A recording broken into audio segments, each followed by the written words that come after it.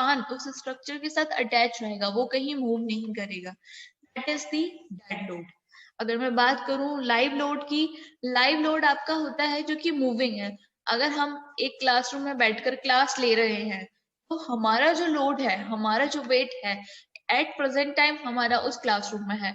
After the class हम वहां से बाहर निकल जाएंगे तो वो लोड वहां से हट जाएगा, यानी वो लाइव लोड है, वो मूव कर रहा है। Weight of a person, movable partitions, dust loads, weight of furnitures. Furnitures जो आपका जो लोड है, समटाइम्स हम उसको डेड लोड में भी कंसिडर कर सकते हैं। जैसे अगर मैं बात करूं, कोई वर्कशॉप लैब है तो जो वहां पे मशीन्स होंगी वो परमानेंटली फिक्स कर दी जाती है, लेकिन कुछ मशीन्स होती है जो कि मूवेबल होती है। तो इसलिए जो वेट ऑफ फर्नीचर है वो आप डेड लोड में भी कंसिडर कर सकते हैं और लाइव लोड में भी उसको कंसिडर कर सकते हैं। स्नो लोड, स्नो लोड आप अगर इजीली समझ सकते हैं कि जहां स्नोफॉल होता है वहीं पर हम स्नो लोड को कंसिडर करते हैं, क्योंकि कई बार रूफ टॉप पे पूरी पूरी रात स्नोफॉल होता है तो रूफ टॉप पे काफी ज्यादा लोड आ जाता है स्नो का, इसलिए हम वो लोड भी कंसिडर करते हैं। Accumulated snow over the roof. But आप ये समझ सकते हैं कि ये लोड हम किस हिसाब से अपनी स्ट्रक्चर पे कंसिडर करेंगे। अगर मैं बात करूं इंडिया में, अगर मैं आपके वेस्ट साइड की बात करूं तो वहां पे स्नोफॉल के चांसेस होते ही नहीं है, वहां पे स्नो लोड कंसिडर नहीं करेंगे। लेकिन अगर मैं यही कश्मीर की बात करूं, उन एरियाज की बात करूं जहां पर स्नोफॉल रेगुलरली वे में होता रहता है, तो वहां पे हम ये लोड कंसिडर करेंगे।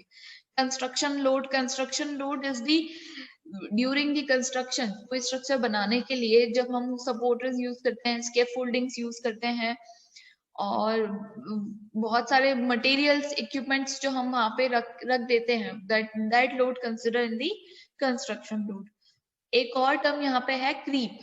क्रीप की मैं बात करूं तो क्रीप एक प्रॉपर्टी होती है जो कि डिफॉर्मेशन को बताती है और जनरली हम इसको यूज करते हैं कंक्रीट में।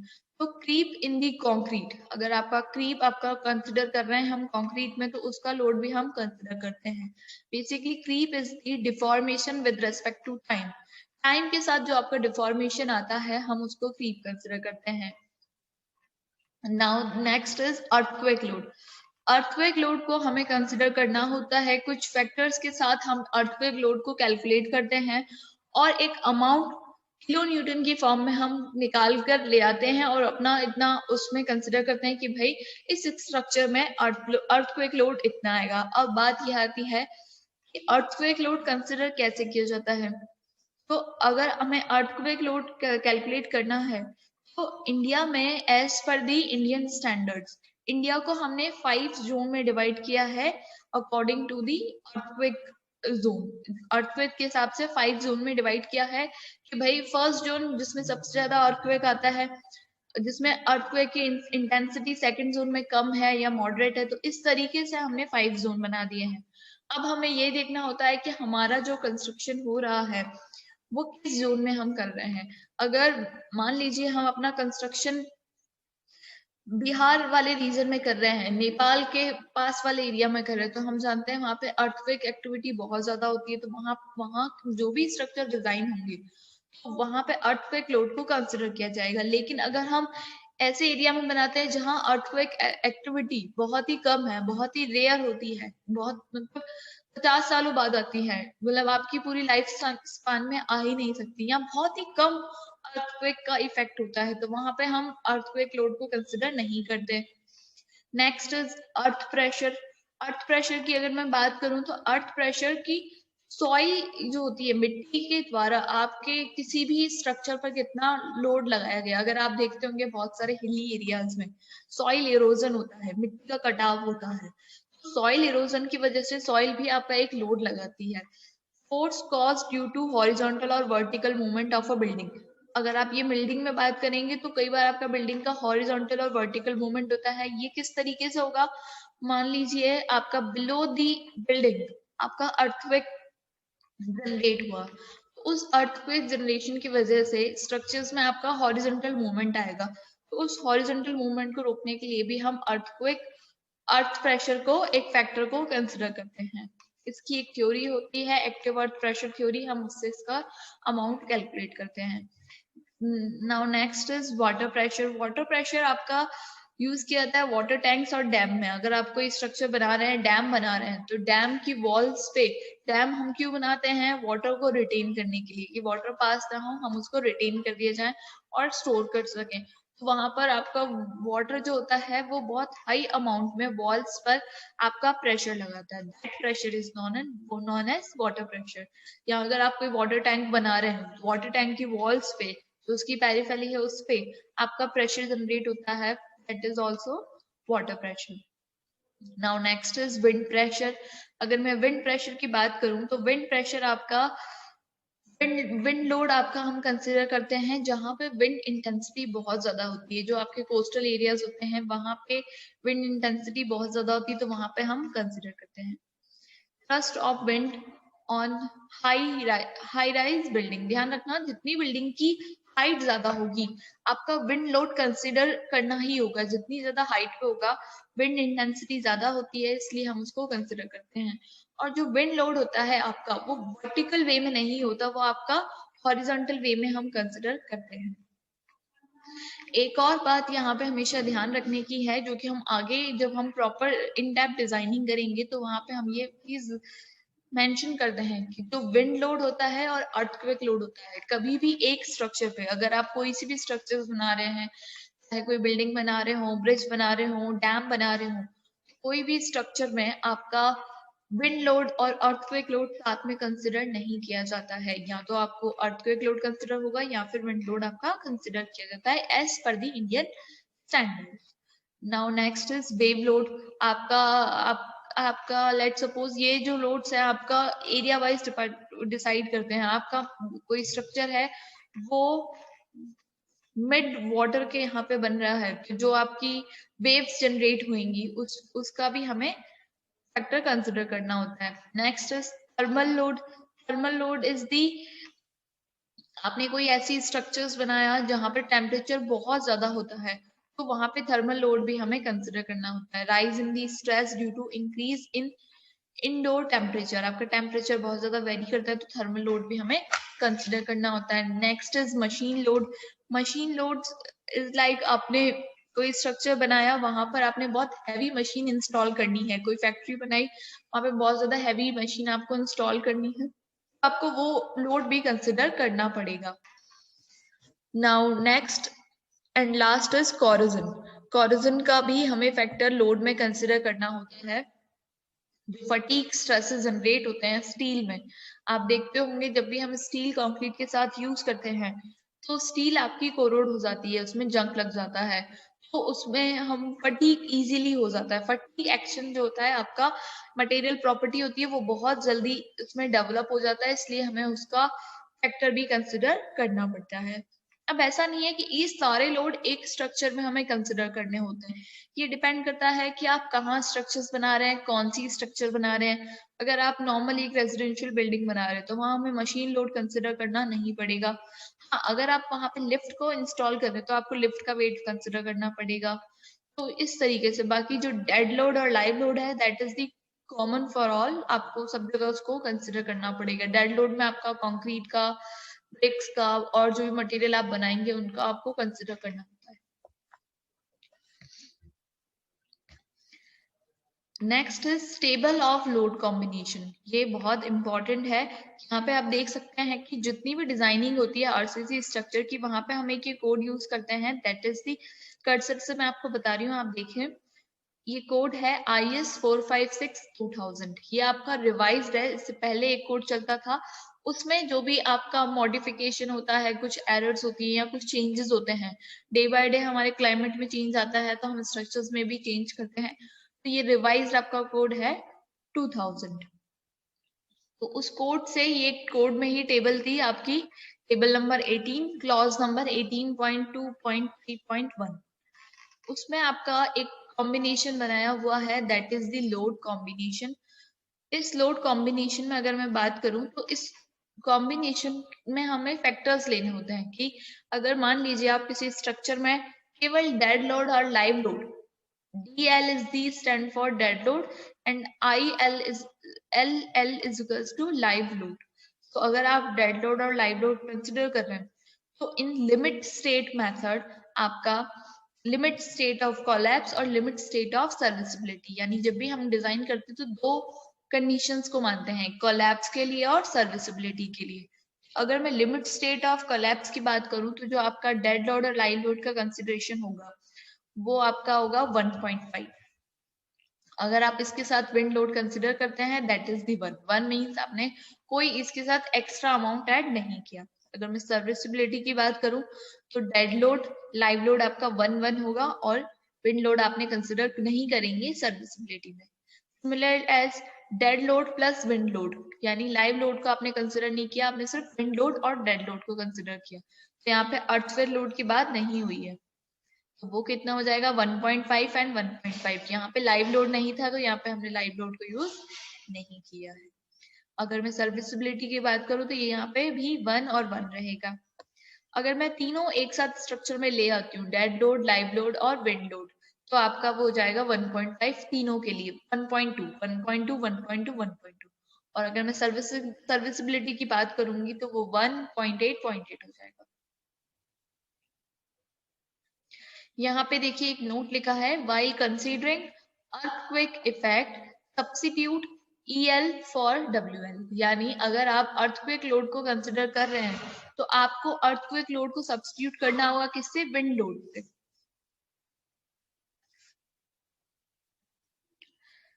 Now next is design of any structure is done by two method। अगर आप कोई भी RCC स्ट्रक्चर बनाना चाहते हैं, अगर RCC स्ट्रक्चर्स को आप डिजाइन करना चाहते हैं तो दो मेथड आप यूज कर सकते हैं, वर्किंग स्ट्रेस मेथड और लिमिट स्टेट मेथड। ये दोनों ही, इसमें जो ज्यादा ओल्डेस्ट मेथड है वो आपका वर्किंग स्ट्रेस मेथड है। बहुत पहले अपन वर्किंग स्ट्रेस मेथड ही यूज करते थे, फिर उसके बाद उसका थोड़ा सा अच्छा मेथड आ गया that is the limit state method. अच्छा इसलिए बोला गया क्योंकि ये मोस्ट इकोनॉमिकल मेथड है, या ये कह सकते हैं कि लिमिट स्टेट से ज्यादा इकोनॉमिकल है। इकोनॉमिकल आप जो भी डिजाइनिंग करते हैं, देखो इस दोनों मेथड आपके सेफ है, वर्किंग स्ट्रेस मेथड सेफ है और लिमिट स्टेट मेथड भी सेफ है। बट अगर मैं बोलूं कि मैं लिमिट स्टेट से बनाना चाहती हूँ तो मेरा जो कॉस्ट ऑफ कंस्ट्रक्शन है वो वर्किंग स्ट्रेस मेथड से कम आएगी, बिकॉज ये इकोनॉमिकल है, यानी जो मटेरियल हम यूज करते हैं वो कम यूज करते हैं और हम जो स्ट्रेसेस की कैलकुलेशन करते हैं वो हम उसके एक्सट्रीम लेवल तक हम उसको यूज करते हैं। लेकिन वर्किंग स्ट्रेस में अगर कोई मटेरियल 100 किलो न्यूटन पर मीटर स्क्वायर का लोड ले सकती है तो हम उसको 100 ना यूज ना करके 50 या 60 तक यूज करेंगे। लेकिन लिमिट स्टेट में अगर 100 है तो 100 का हम 80, 85, 90 तक हम उसको यूज कर सकते हैं। तो इसलिए हमने उसके ज्यादा स्ट्रेस को यूज किया, हमने कम सेफ्टी को कम लेके चले, तो इसलिए लिमिट स्टेट मेथड जो होता है हमारा इकोनॉमिकल होता है, इसमें कॉस्ट हमारी कम आती है। अगर हम बात करें यहाँ पे वर्किंग स्ट्रेस मेथड और लिमिट स्टेट मेथड की, तो फैक्टर ऑफ सेफ्टी हम ज्यादा किस में मानते हैं, वर्किंग स्ट्रेस मेथड में। अभी जो हमारा कंस्ट्रक्शन इस टाइम में जो हमारा कंस्ट्रक्शन जनरली जो होता है वो लिमिट स्टेट मेथड से होता है, लेकिन जो मास स्ट्रक्चर्स होते हैं, जो बहुत हैवी स्ट्रक्चर्स होते हैं या जिसमें वाटर रिटेनिंग स्ट्रक्चर्स होते हैं लाइक डैम, तो उसमें हम वर्किंग स्ट्रेस मेथड को यूज करते हैं क्योंकि उसमें फैक्टर ऑफ सेफ्टी हम ज्यादा मान के चलते हैं। वर्किंग स्ट्रेस मेथड, यहाँ पे मैं थोड़ा थोड़ा इंट्रोडक्शन डिस्कस करूंगी कि वर्किंग स्ट्रेस मेथड क्या होता है, लिमिट स्टेट मेथड क्या होता है, किस थ्योरी पे वो काम करते हैं और किस तरह के स्ट्रेसेस हम कैलकुलेट करते हैं। तो वर्किंग स्ट्रेस मेथड हमने जैसे बताया ये सबसे ओल्डेस्ट मेथड है। इलास्टिक थ्योरी पर ये बेस्ड होता है कि जो आपके स्ट्रेसेस होंगे वो up to the elastic limit तक ही हम यूज करेंगे। हम ऐसा अज्यूम करते हैं कि स्टील और जो कंक्रीट है वो इलास्टिक लिमिट तक हम उसको यूज करते हैं और वो एक इलास्टिक मटेरियल है। That means they obey Hooke's law. It means that stress is directly proportional to the strain. Hooke's law आपका होता है stress proportional to the strain, तो इसलिए हमने इसमें यहाँ पे कंसिडर किया क्योंकि इलास्टिक थ्योरी से डिजाइन किया गया है, तो स्ट्रेस जो होगा वो आपका प्रोपोर्शनल होगा डायरेक्टली किसके, स्ट्रेन के, at up to the point of collapse. Based on elastic theory and the assuming that the bond between the steel and concrete is perfectly permissible stress.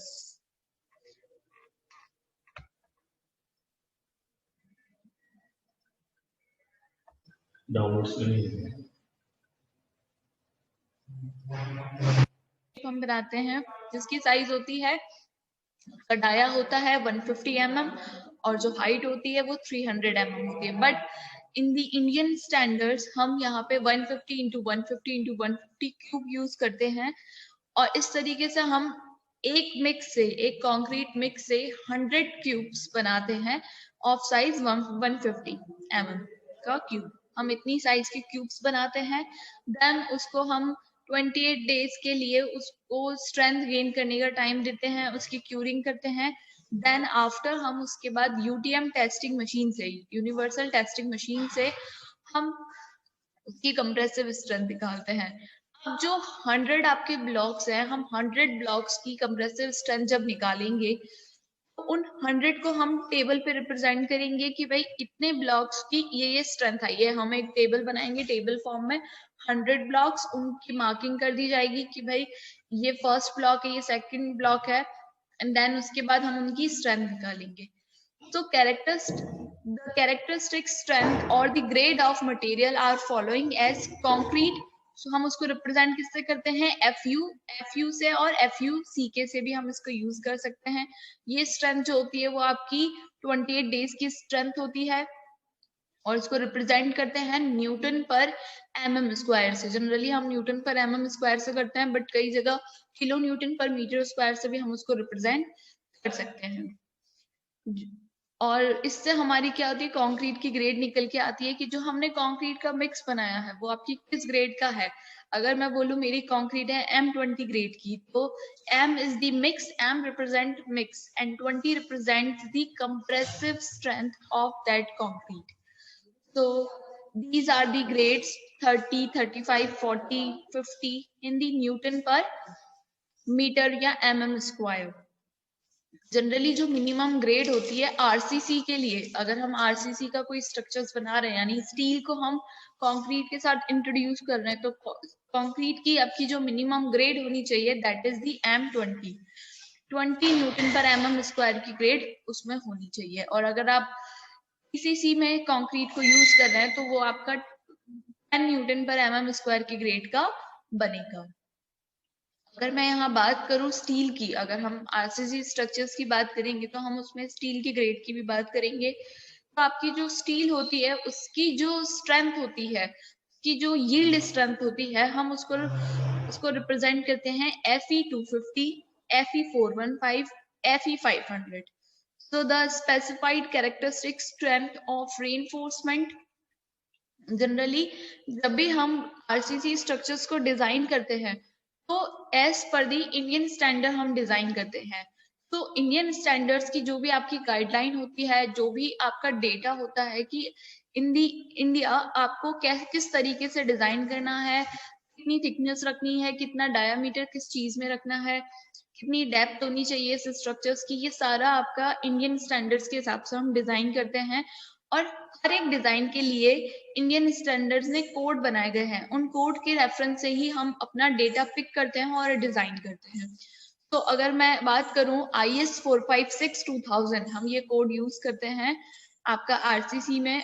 उस कोड के अंदर टेबल नंबर 3.5 में आपका minimum grade of concrete, reinforced concrete का पूरा chart बना हुआ होता है कि आपको किस काम के लिए किस ग्रेड की कंक्रीट यूज करनी है। सिमिलरली आपका अगर मैं स्टील की बात करूं तो जनरली जो हम स्टील यूज करते हैं वो माइल्ड स्टील होता है। माइल्ड स्टील FY250 यानी 250 उसकी यील्ड स्ट्रेंथ होती है इन न्यूटन पर mm स्क्वायर। अगर मैं और स्टील की ग्रेड्स की बात करूं तो high yield steel, hot role और कोल्ड वर्क्ड स्टील होती है, जो कि Fe460, 500, 415 हम यूज कर सकते हैं। और ये जो सारी डिटेल्स होती है ये आपकी क्लॉज नंबर 3.174 में हम इसको देख सकते हैं।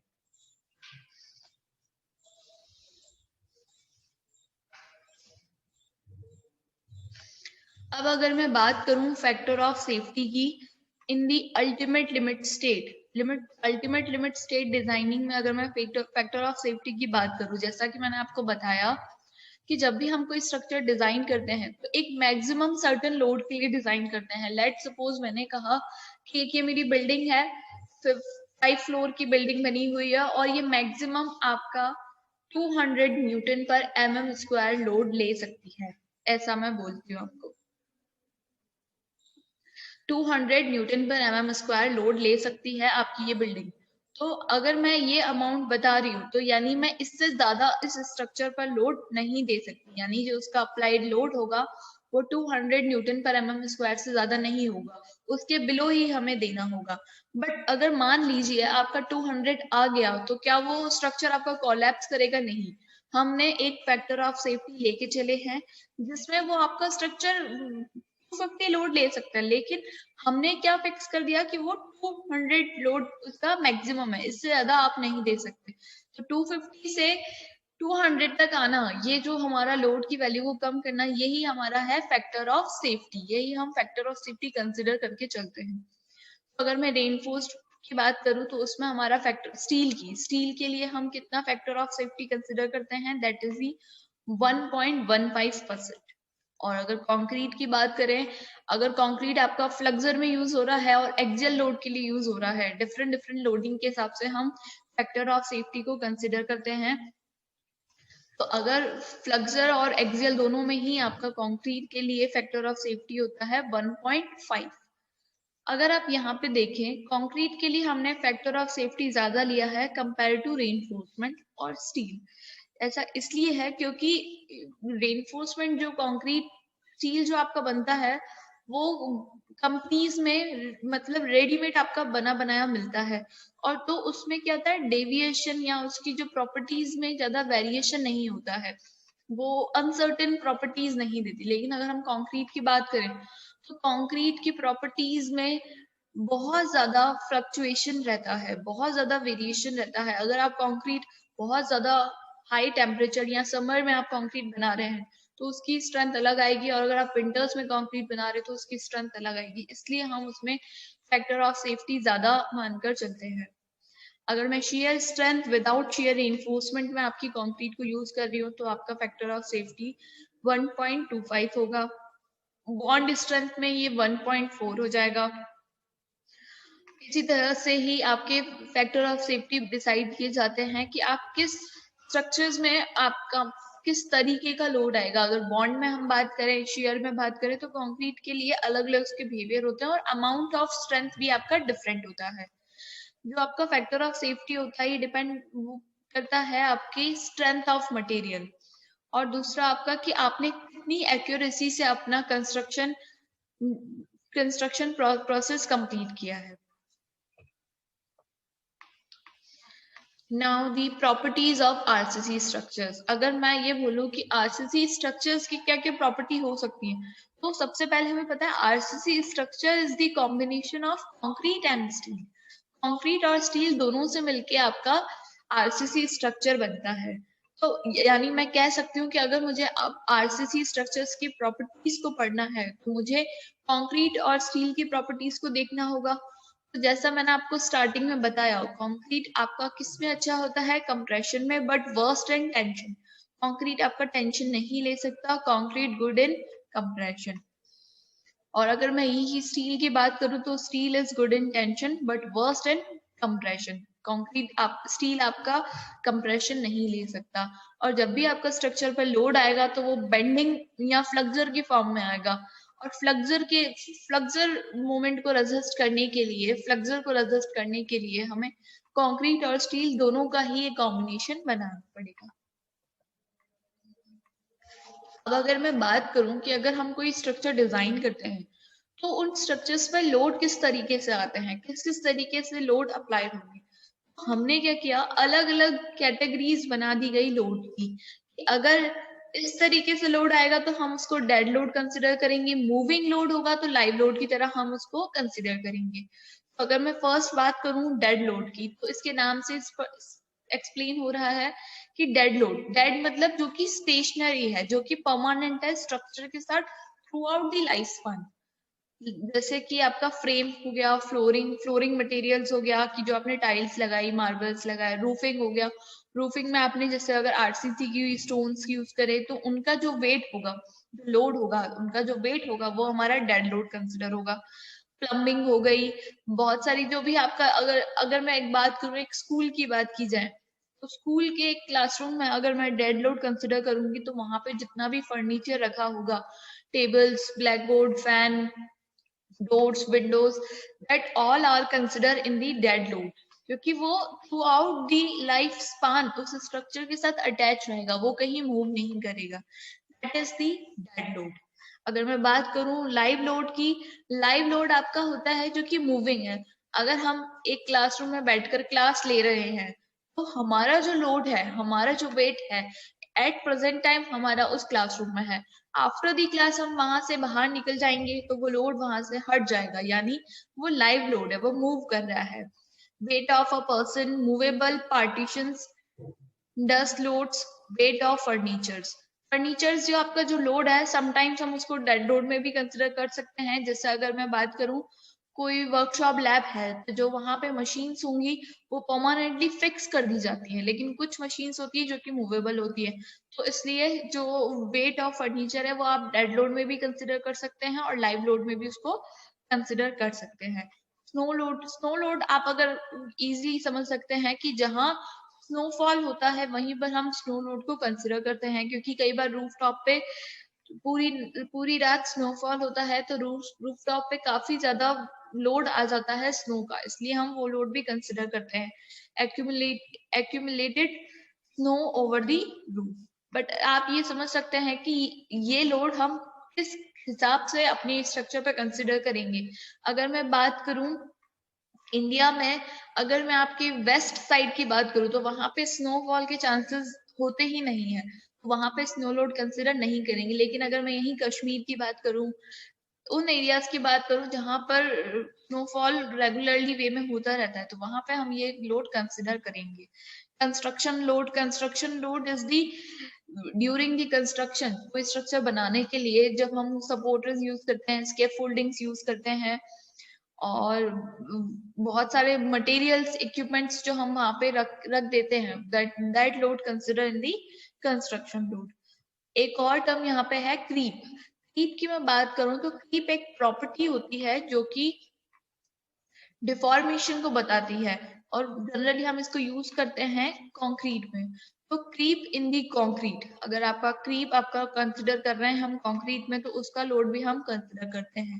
Basically creep is the deformation with respect to time, time के साथ जो आपका डिफॉर्मेशन आता है हम उसको क्रीप कंसिडर करते हैं। Now next is earthquake load. Earthquake load को हमें कंसिडर करना होता है, कुछ फैक्टर्स के साथ हम अर्थक्वेक लोड को कैलकुलेट करते हैं और एक अमाउंट किलो न्यूटन की फॉर्म में हम निकाल कर ले आते हैं और अपना इतना उसमें कंसिडर करते हैं कि भाई इस स्ट्रक्चर में अर्थ, सीमेंट, कंक्रीट। अब यहाँ पर अगर हम उसकी डिजाइनिंग की बात करें तो before designing the RCC structure, first we have to understand, we have to know the properties of that material. आर्ट स्टील जो है आपका किस तरह की प्रॉपर्टीज को दिखाता है, किस तरह की प्रॉपर्टी को रेजिस्ट कर सकता है, एंड कंक्रीट का बिहेवियर किस तरह है विद द टेम्परेचर और with the climate conditions. So reinforced cement concrete is the steel is embedded in a such a manner that two material acts together in the resisting force. The resisting force steel rod और mesh, जब हम अगर कोई slab, कोई flat structure बनाएंगे तो वहां पे हमें स्टील का एक मैश बनाना होगा जिसमें हम कंक्रीट को फिल कर देंगे। और हम ऐसा भी कह सकते हैं कि जो आपकी स्टील बार्स होती हैं वो कंक्रीट में एम्बेडेड होती हैं, उसके साथ अटैच होती हैं और वो एक यूनिट स्ट्रक्चर के साथ आपका लोड को रेजिस्ट करते हैं। अगर हम एंशियंट टाइम की बात करें तो एंशियंट टाइम में आरसीसी स्ट्रक्चर्स का हम यूज नहीं करते। अगर हम कोई पुराने स्ट्रक्चर्स को देखेंगे तो वहां की जो छत और जो रूफ बनी होती हैं वो आपके स्टोन की बनी होती हैं, वहां पर आरसीसी का हम यूज नहीं करते। तो आरसीसी जो आपका स्ट्रक्चर का जो इंट्रोडक्शन हुआ वो 19th सेंचुरी से ही स्टार्ट हुआ, उसके बाद से ही हम इसको यूज करते हैं। और आज ऑलमोस्ट जितनी भी हमारे आसपास की स्ट्रक्चर्स हैं वो सारी रेनफोर्स्ड सीमेंट कंक्रीट की बनी है। तो हम आगे बढ़ते हैं।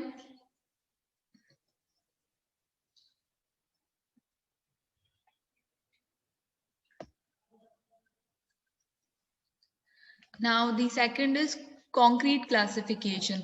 हम जो अपनी रेनफोर्स स्ट्रक्चर्स में जो कंक्रीट हम यूज करते हैं, that are the plain cement concrete, reinforce cement concrete, pre stress concrete और precast concrete. Concrete is the mixture of fine aggregates, coarse aggregate, cement and water. अगर हम उसमें कंक्रीट जो हमारा स्ट्रक्चर, कंक्रीट से हमने जो स्ट्रक्चर बनाया, उसमें अगर हमने स्टील को यूज नहीं किया है, तो वो जो स्ट्रक्चर होगा और वो जो हम कंक्रीट करेंगे, that is the plane cement concrete. अगर हमने कंक्रीट में रेनफोर्स्ड को यूज किया है, यानी स्टील बार्स को हमने यूज किया है, that is the reinforced cement concrete. And third one is pre stress concrete. Pre stress concrete आपका एक टेक्निक है जिसमें हम कंक्रीट जब बनाते हैं, जब कंक्रीट का मिक्सचर बनाते हैं हम, तो बिफोर अप्लाइंग द लोड हम उसमें पहले से ही स्ट्रेसेस को जनरेट कर देते हैं।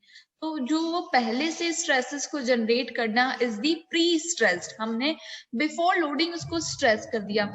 इसका जो मेन एडवांटेज है, इसका मेन एडवांटेज ये है कि जब उस पे लोड आता है, जो आपका प्री स्ट्रेस कंक्रीट से जो हम स्ट्रक्चर्स बनाते हैं और जो उस पे आपका लोड आता है, तो जो लोड कैरिंग कैपेसिटी होती है स्ट्रक्चर्स की, वो काफी हद तक बढ़ जाती है कंपैरेटिवली रेनफोर्स्ड सीमेंट कंक्रीट से। Now the fourth one is precast concrete. Precast concrete की हम बात करें, that is that concrete which will prepare separately at the site. हम उनको अलग से ही प्रिपेयर कर लेते हैं, वो पहले से ही बने हुए होते हैं। हम उसको स्ट्रक्चर्स के साथ नहीं बनाते। जब हमारा कोई बिल्डिंग बन रही होती है, कोई स्ट्रक्चर हमारा बन रहा होता है, तो हम उसको वहीं काज नहीं करते। वो पहले से ही आपके कुछ सर्टेन कंपनीज में बने हुए स्ट्रक्चर्स होते हैं, यहाँ आप उनको ऑर्डर देकर भी किस साइज का, किस ग्रेड की कंक्रीट का बनवाना चाहते हैं, बनवा सकते हैं। That is the precast concrete. अब बात आती है यहाँ पे criteria for the safe design. अगर आप कोई भी स्ट्रक्चर्स बना रहे हैं, तो आप उसमें सबसे पहले ये देखेंगे कि दी डिजाइन शुड बी सेफ। आपकी जो डिजाइनिंग है वो सेफ हो, उसमें कोई एक्सेसिव फेलियर ना जनरेट हो। सो कंक्रीट में जब भी हम रेनफोर्स कंक्रीट बनाते हैं, तो उसके आगे हम डिस्कस करेंगे कि उसको दो तरीके से उसके मेथड होते हैं डिजाइन करने के। First is working stress method and second is limit state method. इन दोनों में एक डिफरेंस होता है, वो हम आगे अभी डिस्कस करेंगे। बट अगर हम सेफ डिजाइनिंग की बात करें, तो कोई भी स्ट्रक्चर्स बनाते हैं, तो उसमें अगर हम फेलियर की बात करेंगे, तो what is the meaning failure? अगर आपका स्ट्रक्चर फेल हो, इट डजंट मीन कि वो बिल्कुल कोलैप्स कर जाएगा। That is the worst condition. Failure का मतलब है कि उसमें क्रैकिंग विजिबल हो, एक्सेसिव वाइब्रेशंस, डिफ्लेक्शंस। क्या आपने कोई स्ट्रक्चर्स बनाई और विद इन 28 डेज उसमें आपके डिफ्लेक्शंस दिखने लग गए, क्रैक्स जनरेट हो गए, या जब बहुत ज्यादा विंड लोड आता है या अर्थक्वेक की थोड़ी बहुत एक्टिविटी होती है, तो उसमें एक्सेसिव वाइब्रेशंस आते हैं। तो कोई भी अगर हम डिजाइन कर रहे हैं स्ट्रक्चर, तो हमें ये जानना होता है कि उस स्ट्रक्चर पे अल्टीमेट लोड कितना वो ले सकती है, कितना बियर कर सकती है अल्टीमेट लोड, और कितना उसका सर्विस लोड होगा या वर्किंग लोड होगा, कि यानी वो पूरी अपनी लाइफ स्पान तक कितना लोड ले सकती है विदाउट एनी फेलियर। वो हमारा क्राइटेरिया रहता है सेफ डिजाइनिंग का। दूसरा क्राइटेरिया होता है सर्विसिबिलिटी क्राइटेरिया।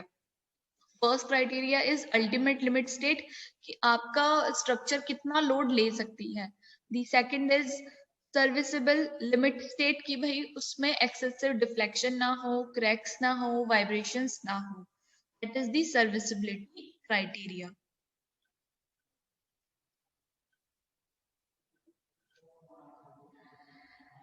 अब अगर हम बात करें कैरेक्टरिस्टिक्स एंड डिजाइन लोड, जो भी आपका स्ट्रक्चर पे लोड आता है, वो कॉम्बिनेशन होता है मल्टीपल लोड्स का। Dead load, live load, earthquake load, wind load.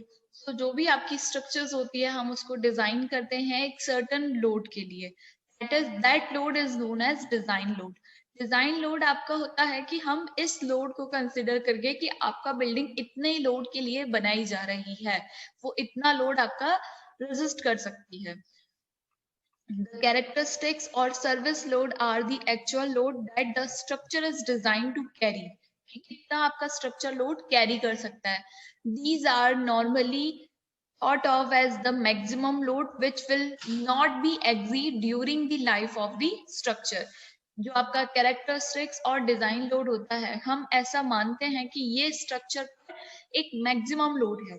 हालांकि हम फैक्टर ऑफ सेफ्टी को भी कंसिडर करके चलते हैं कि अगर हम जो मैक्सिमम स्ट्रक्चर लोड ले सकती है उसके लिए अगर हम डिजाइन करें और अगर मान लीजिए वो लोड आ जाता है आपका उस स्ट्रक्चर पर, तो दैट मीन्स वो स्ट्रक्चर उस टाइम पे फेल हो जाएगा। बट जो हम मैक्सिमम कंसिडर करते हैं और जिसके लिए हम डिजाइन करते हैं उसमें हम फैक्टर ऑफ सेफ्टी यूज करते हैं और उस लोड को थोड़ा कम कर देते हैं कि आपकी स्ट्रक्चर वहां तक रीच कर जाएगी लेकिन फेल नहीं होगी, बट वो मैक्सिमम लिमिट हम उसको कंसिडर करते हैं ताकि पूरी लाइफ स्पान तक जो उसकी बिल्डिंग की लाइफ है उस तक वो सेफली बियर कर सके।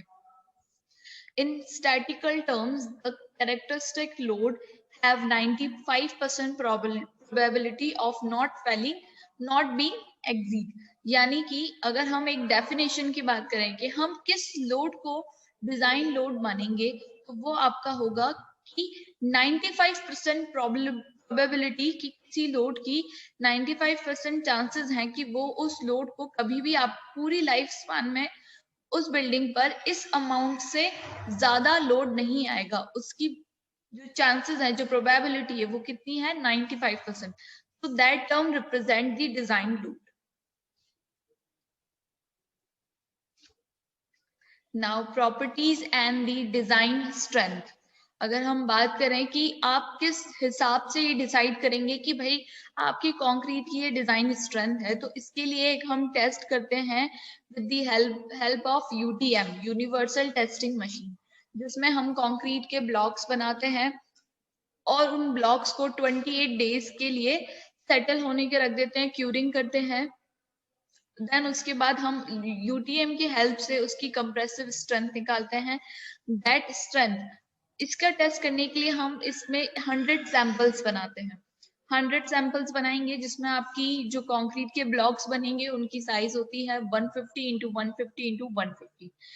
As per the American standards ये क्यूबिकल ना बनाकर सिलेंडर हम यूज करते हैं, सिलेंड्रिकल शेप हम बनाते हैं जिसकी साइज होती है, उसका डाया होता है 150 mm और जो हाइट होती है वो 300 mm होती है। But in the Indian standards हम यहाँ पे 150 इंटू 150 इंटू 150 क्यूब यूज करते हैं और इस तरीके से हम एक कंक्रीट मिक्स से 100 क्यूब्स बनाते हैं ऑफ साइज 150 mm।